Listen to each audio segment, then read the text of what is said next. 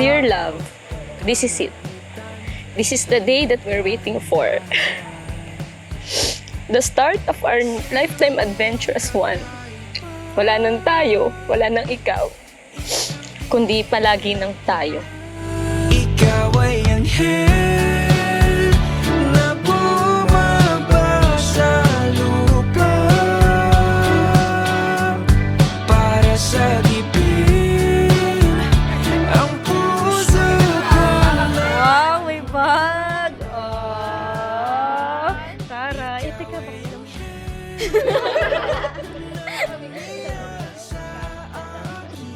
Oh! Sabi sa inyo eh, alam niya kung saan ako sasaya. Thank you. Ayan, thank you sa regalo. Sana nagustuhan niya rin yung regalo ko. Oh.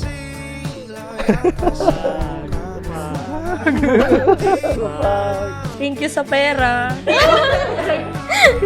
Tsaka see you later. Mahal na mahal kita. Ang sweet. Sa'yo'y merong kakaiba. Isang tingin alam ko na ikaw ay anghel na bumaba sa lupa. Catherine, bukal ba sa iyong loob ang iyong pagparito upang makaisang dibdib si Kenichi na iyong pakamamahalin at paglilingkuran habang buhay? Opo, Father. Ikaw ay anghel na bumiyag sa akin. Huwag ka nang mawala sa akin. Huwag ka nang mawala sa akin. Huwag ka nang mawala sa akin. Huwag ka nang mawala. Huwag ka nang mawala sa akin. Hi, love. Hello. Sa totoo lang, di ko alam kung paano ko ito umpisahan. At alam mo naman na hindi ako mahilig sumulat. Pero this time, pinaghandaan at pinag-isipan ko lahat ng sasabihin ko sa'yo. Simulan natin sa kung paano tayo nagkakilala. Madami nagtatanong lagi sa atin kung paano nga ba tayo nagkakilala. Dahil hindi naman tayo magkaklase, magkatrabaho, magkaibigan o kahit ano pa. Pero totoo pala talaga yung linyang may nakatadhana para sa'yo. At ikaw yun. Ikaw ang una at huling pag-ibig ng buhay ko. Kay tagal mang naghintay. Tinadhana tayo ni Lord. At naniniwala ako na ang bawat tao may nakatadhanang kapareha na sa kahit anong paraan darating at darating sa'yo tulad natin. Singlinaw ng langit na bughaw hanggang sa dulo. Ako at ikaw ikinuhit na ng tadhana na tayong dalawa ay mag-iisa.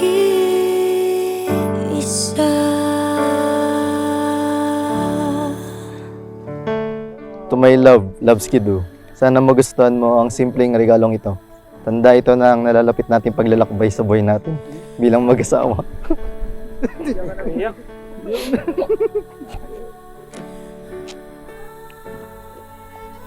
Ikaw at ako, tayong dalawa ang mamuhay. Excited na ako na maging misis mo. Konting days na lang. Stay handsome, my love. I love you so much. See you later, hubby. Love, wifey. Ikaw ang una at huling mamahalin ko ng kanto. Nais kong malaman mo. Sa mag-asawa, alam ninyo kailangan ng adjustment, ano? Dahil kayo ay nagkakilala. So, dalawang magkaibang individual na magsasama, mahirap ito, no? Kung walang pagmamahal, kayong dalawa sa bawat isa, ito'y hindi magtatagal. Pero ang pinakamaganda ron, kaya kayo humantong sa pagpapakasal dahil nakasisiguro kayong mahal ninyo ang bawat isa. Na tayong dalawa ay maging isa. How Lord make a way para magkakilala tayo. At dumating na tayo sa point na ito na nag-isang dibdib na tayo sa harap niya. Habang buhay, habang buhay.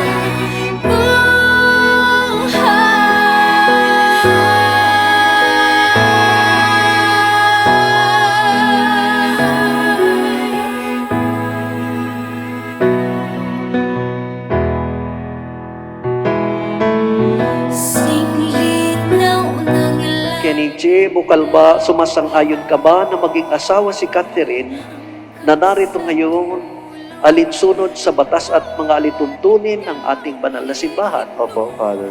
Buong puso ba ang pagkakaloob mo sa kanya ng iyong sarili bilang kanyang asawa? Opo, Father. na tayong dalawa ay maging isa.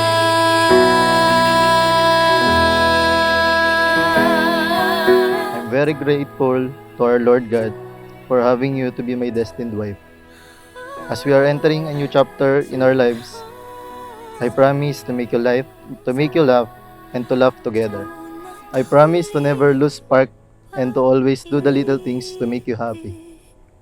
I promise to give you the freedom to be the successful girl you always wanted to be. But know this, in this journey, I will hold your hand. I will always be there. So don't be afraid to follow your dreams.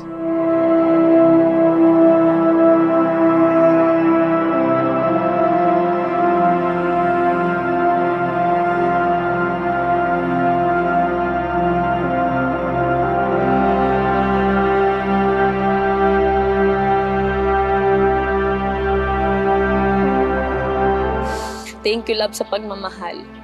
At sa loob ng 7 taon, walang salitang hiwalay, break up, o cool off. A for all the efforts, ka din. Kahit di ka mahilig sa surprise, you still give it to me. Thank you for loving my family, and of course, thank you rin sa mapagmahal mong pamilya. I feel so loved and accepted simula pa nung ipinakilala mo ako sa kanila. Hindi kayo mawawalan ng anak. Madadagdagan na kayo ng anak. Kasi alam ko, niniwala ako na mahal din kayo ni Kenichi. And thank you for accepting him, accepting us. Thank you, Mama. Paps. Mahal na mahal ko kayo. Palagi yan. Napayak mo talaga ako.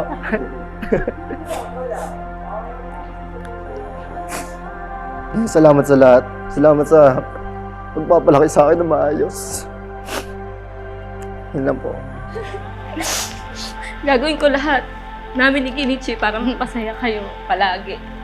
Mahal na mahal namin kayo. Thank you, Mama. Thank you, Paps.